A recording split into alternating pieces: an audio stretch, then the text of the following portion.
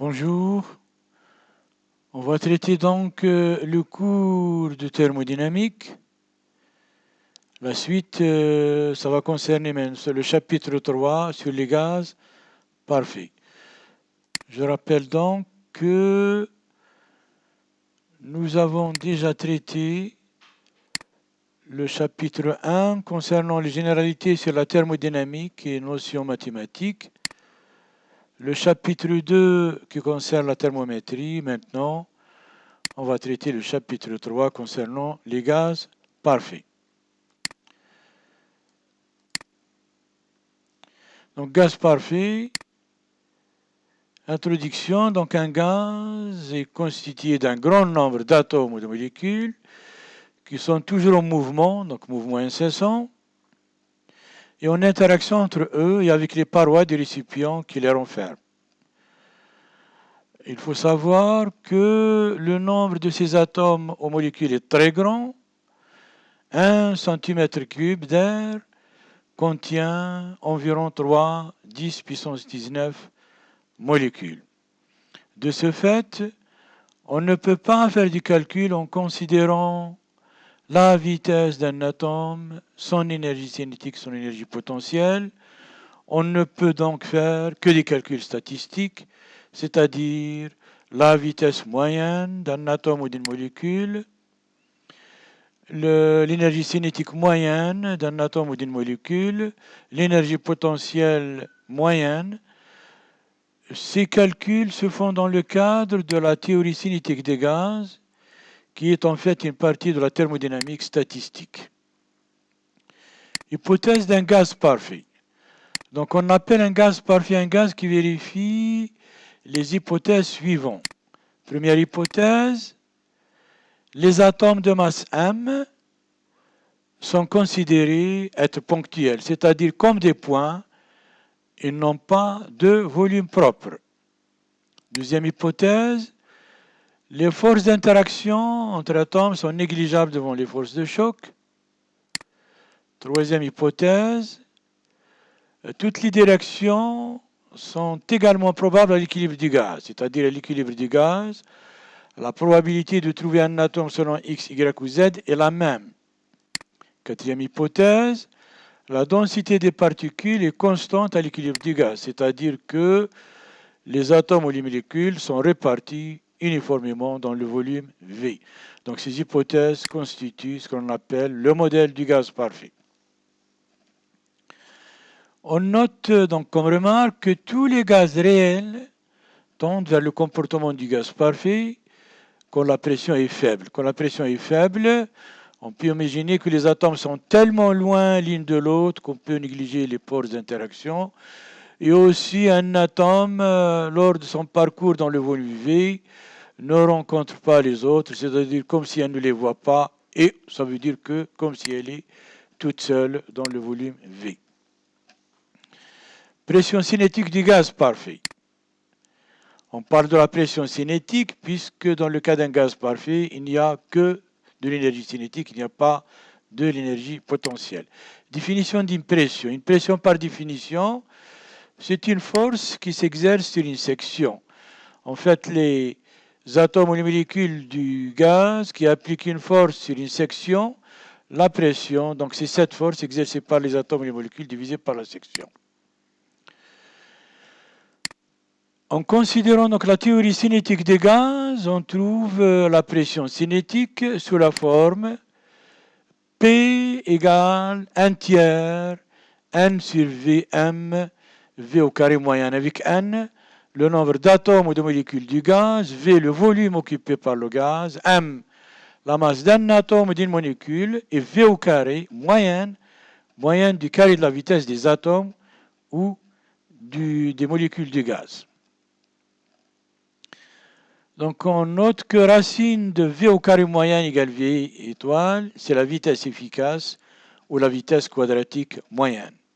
En fait, elle est donnée par cette relation, la vitesse quadratique moyenne.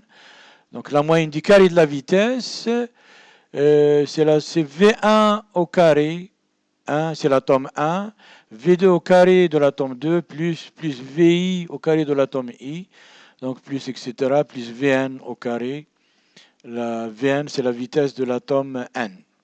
Divisé par le nombre total de m, ça nous donne donc V au carré moyenne. 1 sur n, sigma sur I égale 1 de VI au carré.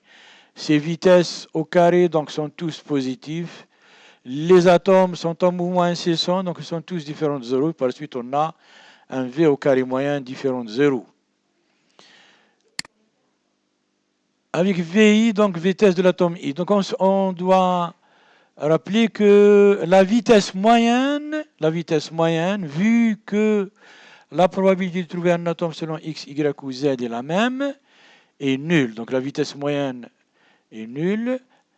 Cela se traduit par le fait que quel que soit un atome I de vitesse VI, je peux toujours trouver un atome J de vitesse VJ tel que VI plus VJ égale 0. Donc la vitesse moyenne est nulle, alors que la vitesse quadratique moyenne est différente de 0. Température du gaz parfait. Donc la température du gaz parfait est définie comme étant proportionnelle à son énergie cinétique moyenne. Donc cette relation-là qui relie deux phénomènes, l'un à T qui est thermique et l'autre mécanique, donc un demi de mv au carré moyenne. Donc dû au mouvement et un terme dû donc à la variation de température. Et on voit très bien que quand T tend vers 0, V au carré moyen tend vers 0, on dit qu'au zéro absolu, il n'y a plus d'agitation moléculaire. Pour comprendre donc cette relation, on va imaginer un gaz qu'on va essayer de refroidir. Quand on refroidit un gaz, on a tendance de diminuer le degré d'agitation des atomes ou des molécules. Donc on refroidit, on diminue le degré d'agitation des molécules. Imaginez qu'on continue à refroidir jusqu'à où il n'y a plus d'agitation moléculaire, donc c'est ce qui correspond au zéro absolu. Donc on dit que au zéro absolu, il n'y a plus d'agitation moléculaire. L'inverse, maintenant, si on chauffe, si on augmente AT, l'énergie thermique augmente AT, et le côté mécanique, 1 demi de V au carré, augmente. On a un équivalent de ce qui est thermique et ce qui est mécanique. Propriété du gaz parfait. Donc un gaz parfait vérifie un certain nombre de lois. Ces lois ont été vérifiées par l'expérience. Nous, on va essayer de vérifier donc leur validité en considérant ces relations trouvées par la théorie cinétique des gaz. On commence par la loi de Boyle et Mariotte. Donc la loi de Boyle et Mariotte, Boyle 1627-1691, c'est un anglais, et Mariotte un français 1620-1684. Les deux ont travaillé donc différemment, chacun a fait l'expérience de son côté, ils ont trouvé la même chose. Ils ont montré que le produit PV est une constante à température constante. Donc, si on imagine l'expérience de Boyle et de Mariotte, donc on peut imaginer par exemple un gaz enfermé dans un cylindre par un piston mobile. Si on fait donc varier la pression et le volume en posant une suite de masses et le piston. Donc je pose une masse M et donc j'attends l'équilibre. La température est une constante, c'est la pression par exemple atmosphérique. Je mesure P et V. Donc je pose une autre masse, la pression varie, je mesure P2, V2, je pose une autre masse, je mesure P3, V3, et je calcule le produit à chaque fois, le produit PV, et je trouve que P1, V1 égale P2, V2 égale P3, V3, et donc c'est ainsi que Boyle et Mariotte ont montré leur relation qui est leur loi, la loi PV égale constante. Ici, là, on va considérer les deux relations trouvées par la théorie cinétique des gaz. À partir donc de cette relation 1 demi de mv égale à t, on voit que mv au carré égale 2at. On remplace mv au carré dans cette relation de la pression cinétique. On trouve finalement le produit PV égale 2 tiers de NAT. En fait, là, on arrange cette relation. On pose 2 tiers de NA égale constante de KB qu'on appelle la constante de Boltzmann. Boltzmann, vous voyez très bien, c'est bien plus donc, récent par rapport à Boyle et Mariotte, 1844-1906. La constante de Boltzmann vaut 1,38 054 10-3 moins 23 joules par degré K. On aboutit donc à la relation PV égale N, le nombre d'atomes ou de molécules, fois la constante de Boltzmann fois T. Et on voit très bien qu'à T égale constante, le produit PV est bien une constante. Donc la loi de Mariotte est bien vérifiée en considérant ces relations trouvées par la théorie cinétique des gaz. Loi de Gay-Lussac. Donc un gaz obéit à la loi de Gay-Lussac si, à pression constante, son volume est proportionnel à la température T. Donc on peut toujours ici aussi imaginer l'expérience de Gay-Lussac. On peut donc imaginer toujours un gaz enfermé par un piston mobile, mais là, sous la pression atmosphérique. Il est sous la pression atmosphérique. La pression est une constante. Si on chauffe le gaz, le volume augmente. Si on chauffe le gaz, le volume augmente. Et la pression, on attend l'équilibre. La pression est toujours la pression atmosphérique, donc c'est la pression constante. On mesure T. Donc on chauffe, par exemple, jusqu'à T1. Je mesure le volume V1. Je chauffe jusqu'à T2, je mesure V2. T3, V3. On trace V en fonction de T, on trouve une droite. Ça, donc c'était ainsi une droite ayant une pente, donc une constante, une pente que je vais appeler C par exemple, on trouve V égale C fois T. On verra que ce C peut être identifié à celui qu'on va trouvé en considérant les deux relations, ou la relation trouvée par la théorie cinétique exacte telle que PV égale NK, constante de Boltzmann fois T.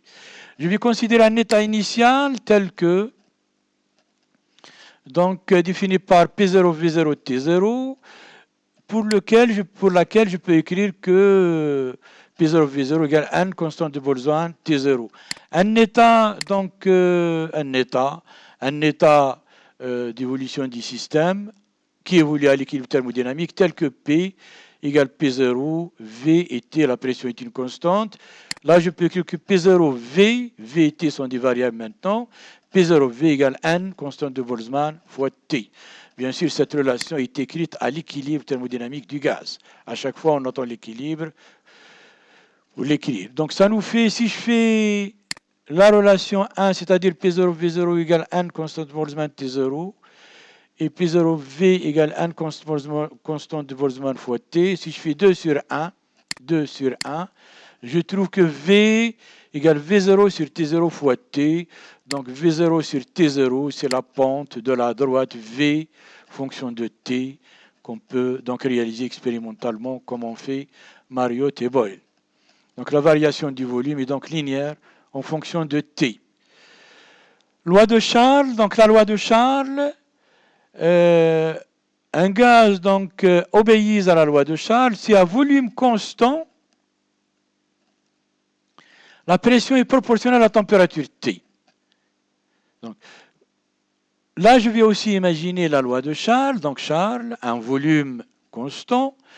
Par exemple, je considère un ballon de volume indéformable qui contient un gaz et je vais la chauffer. Le volume reste indéformable, c'est-à-dire V égale constante. Je chauffe, la pression augmente. Si je chauffe, la pression augmente. Et je mesure, supposons que j'ai un manomètre qui me permet de mesurer la pression. Je chauffe jusqu'à T1, je mesure P1. Je chauffe T2, je mesure P2. Si je trace P en fonction de T, je trouve qu'il s'agit d'une droite à volume constant. Voilà donc ça, on imagine l'expérience de Charles. En considérant donc les relations de la théorie cinétique des gaz, en considérant, on peut montrer cette loi de Charles. En effet, je considère un état initial tel que P0, V0 égale N constante de Boltzmann fois T0, et un état pour lequel, donc un état d'équilibre pour lequel P varie, V est une constante et T, donc T varie. On écrit donc pour cet état que PV0 égale N constante de Boltzmann fois T. Si je fais donc cette relation 2 sur la relation 1, on trouve que P égale P0 sur T0 fois T. Donc on montre là que P varie linéairement avec T et avec P0 sur T0, donc la pente de la droite. Remarque, donc, si un gaz obéit aux lois de Gay-Lussac et de Charles, donc on montre qu'il obéit à la loi de Boyle-Mariotte. La démonstration, on peut la faire aisément, donc on compter devoirs, travaux dirigés. Loi d'Avogadro. Donc, si je considère des volumes égaux et de tous les gaz et qui sont pris dans les mêmes conditions de température et de pression, donc ces volumes égaux renferment le même nombre d'atomes ou de molécules. C'est-à-dire, je considère deux volumes qui sont égaux, contenant deux gaz différents, qui sont donc le gaz 1, par exemple, à la même pression que le gaz 2, même température, donc ces conditions montrent que ces deux volumes renferment le même nombre d'atomes ou de molécules.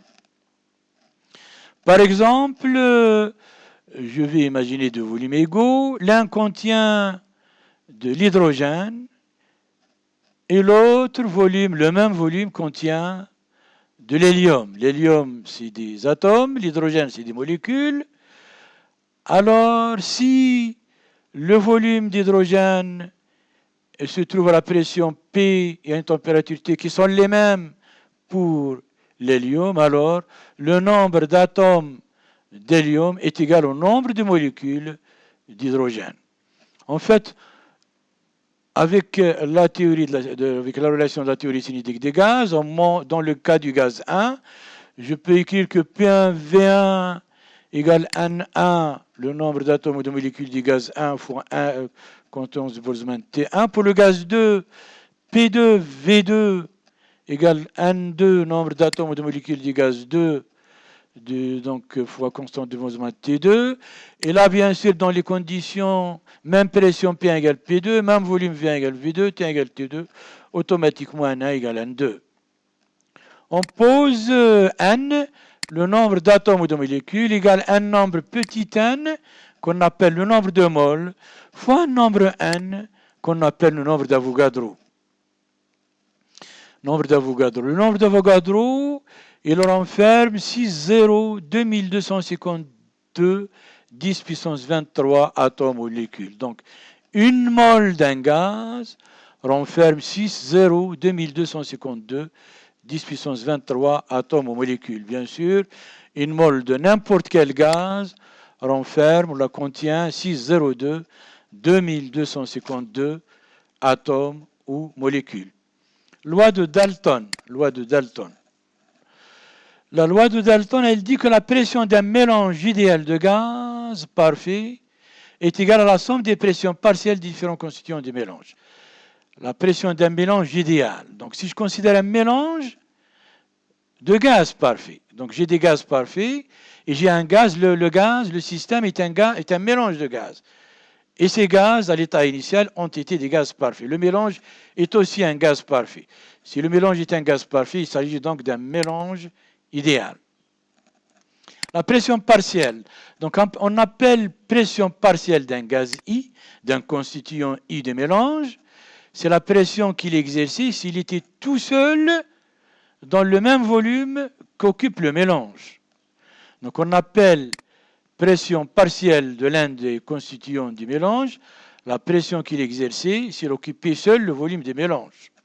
En fait, pour faire la démonstration, je vais considérer J gaz constitué chacun de N1, le gaz 1, N1 atome, gaz 2, N2, le gaz I, NI atome molécule, le gaz J, NJ atome ou de molécules. Donc, le nombre total d'atomes ou de molécules du gaz égale sigma sur I à J de NI. Donc, N, c'est le nombre d'atomes de molécules d'atomes ou de molécules du mélange supposé être le gaz parfait. Donc, pour cela, j'écris que le produit PV égale N, le nombre d'atomes ou de molécules du gaz, fois la constante de Boltzmann fois T. Je remplace N par son expression. Et si je distribue, donc, je trouve que le produit PV, donc ça nous fait là, le gaz 1 tout seul, P1V, le gaz 2 tout seul P de V, le gaz I tout seul PIV, le gaz J tout seul PJV. Ça nous fait P, donc on obtient P1V. Donc là, donc si je fais donc V en facteur, j'obtiens V facteur de P1 plus P2 plus PI plus PJ égale PV. Donc je simplifie, on trouve P égale P1 plus P2 plus PI plus PJ, d'où donc P égale sigma sur I à J, donc sigma à J de PI. Avec PI, pression partielle du gaz J. Donc là, c'est plutôt J. I égale 1 à J de PI. Forme courante de l'équation d'état d'un gaz parfait. En fait, l'équation d'état d'un gaz parfait s'écrit sous la forme PV égale nRT, avec donc N, qui est le nombre de moles ici. On voit, si je considère cette relation sous la forme PV égale N, voilà, N, le nombre d'atomes ou de molécules fois la constante de Boltzmann fois T, je remplace N, le nombre d'atomes ou de molécules, par le nombre de moles fois le nombre d'Avogadro, j'obtiens PV égale le nombre de moles plus fois le nombre d'Avogadro fois la constante de Boltzmann fois T. On fait donc, on remplace, on pose le nombre d'Avogadro fois la constante de Boltzmann égale R, qui est la constante du gaz parfait, qui vaut 8,314 joules par mol de K. On trouve dans ces conditions la forme courante de l'équation d'état du gaz parfait, qui est PV égale nRT. Donc bien sûr, la pression, P c'est la pression, V le volume dans le système international. La pression Pascal, il y a un Pascal, c'est 1 newton par mètre au carré. R, donc c'est la constante du gaz parfait. T, la température en degrés K. Et V, donc, V le volume en mètre cube. V le volume en mètre cube.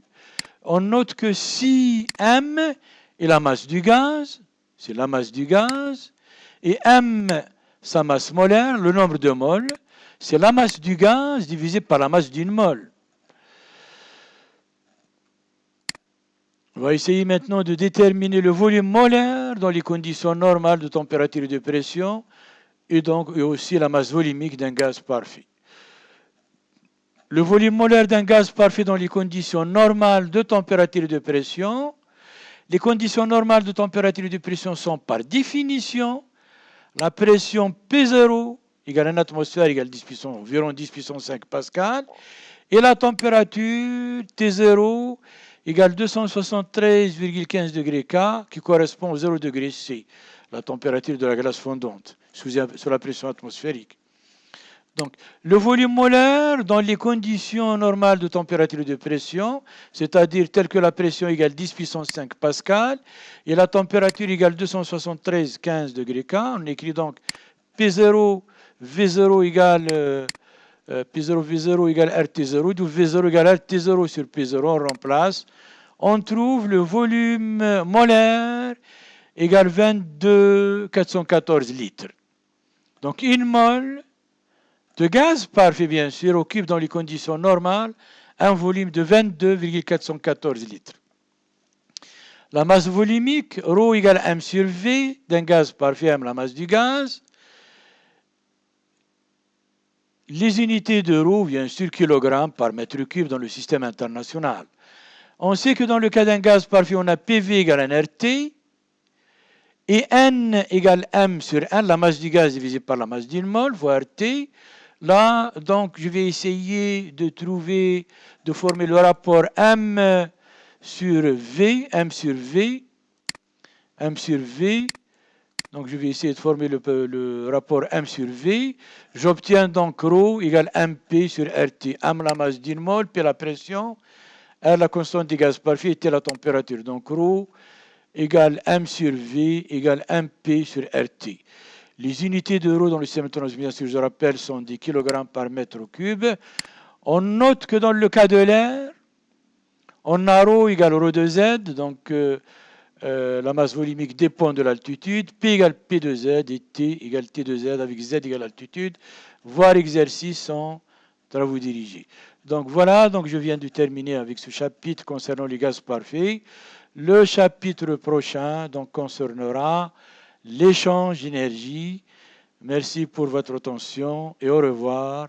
avec le nouveau chapitre de thermodynamique. Merci.